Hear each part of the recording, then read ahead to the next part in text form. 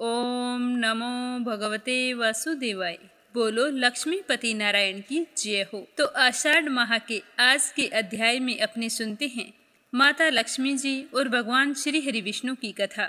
हमारे हिंदू धर्म में माँ लक्ष्मी और भगवान विष्णु जी की पूजा का बहुत ही ज्यादा महत्व माना गया है। तो आज अपने सुनेंगे एक पौराणिक कथा जिसमें माता लक्ष्मी जी ने ऐसा क्या किया जिससे भगवान श्री हरि विष्णु की आंखों में आंसू आ गई। तो आप सभी से मेरा निवेदन है कि इस कथा को श्रद्धा भाव से पूरा सुनना और इस चैनल को सब्सक्राइब करते हुए इस वीडियो को ज़्यादा से ज़्यादा शेयर करना। बोलो लक्ष्मीपति नारायण की जय हो। पौराणिक कथाओं के अनुसार एक समय भगवान श्री हरि विष्णु धरती लोक पर भ्रमण करने के लिए जा रहे थे। तब माता लक्ष्मी जी ने भगवान श्री हरि विष्णु से कहा कि आज मैं भी आपके साथ चलूंगी। तो भगवान विष्णु ने माता लक्ष्मी से कहा कि एक शर्त है, अगर तुम उस शर्त का पालन करती हो तो मैं तुम्हें साथ ले चलूंगा। तो माता लक्ष्मी ने उत्सुकतावश पूछा कि आप अपनी शर्त बताइए, मैं उसका पालन अवश्य करूंगा। तो विष्णु जी ने कहा कि धरती पर पहुंचने के बाद में कैसी भी स्थिति हो जाए, आपको उत्तर दिशा की तरफ देखना भी नहीं है, जाना तो दूर की बात है। तो माता लक्ष्मी जी ने कहा, इतनी सी बात, मैं नहीं जाऊंगी, आपकी शर्त का पूरा पालन करूंगी, आप मुझे साथ ले चलिए। तो इस तरह लक्ष्मी जी भी तैयार होकर विष्णु भगवान के साथ चल पड़ी। दोनों धरती लोक पर पहुंच गए। जब भगवान विष्णु और माता लक्ष्मी जी धरती पर भ्रमण कर रहे थे तो अचानक से माता लक्ष्मी जी की नजरें उत्तर दिशा की तरफ चली गई। वहाँ पर हरियाली इतनी ज़्यादा थी और मनमोहक बगीचे थे और भीनी भीनी खुशबू आ रही थी। तो माँ लक्ष्मी अपने आप को रोक नहीं पाई और विष्णु जी से किया हुआ वादा भूल गई और बगीचे की तरफ चल पड़ी। बगीचे में पहुंचकर देखा कि वहाँ पर बहुत ही सुंदर सुंदर फूल खिले हुए हैं। तो लक्ष्मी जी ने एक फूल तोड़ लिया, सोचा विष्णु जी को दे दूंगी।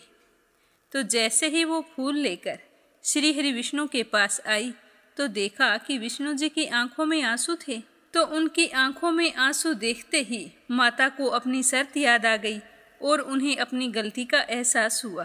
तो भगवान विष्णु ने कहा कि आप अपनी शर्त भूल गई हैं और ये जो आप फूल तोड़कर लाई हैं, किसी के बगीचे से बिना पूछे उनकी कोई भी चीज़ लेकर आना अपराध होता है।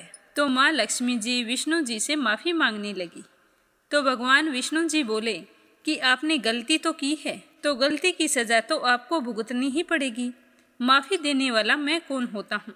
जिस बगीचे से आप ये फूल तोड़कर लाई हैं, उस बगीचे का माली ही आपको माफ़ी दे सकता है।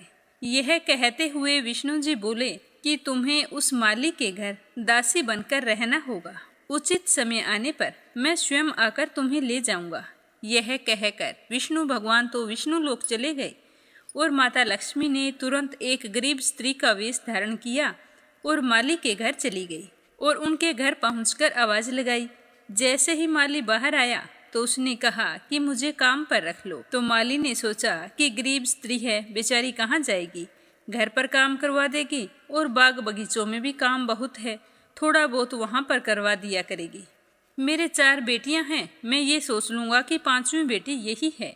तो माली ने लक्ष्मी जी को काम पर रख लिया। उसे ये पता नहीं था कि ये लक्ष्मी माता है। तो लक्ष्मी माता के उसके घर आने के बाद में फूलों का काम अच्छा चलने लगा। घर में अन्न धन में वृद्धि हो गई। वह माली तो खूब धनवान बन गया। तो वह मन ही मन हमेशा सोचता रहता कि यह लड़की कितनी भाग्यशाली है, इसके आने के बाद मेरे तो भाग्य ही खुल गए हैं। तो इसी तरह समय बीतता गया। एक दिन की बात है, वह माली खेत से काम पूरा करके घर आ रहा था।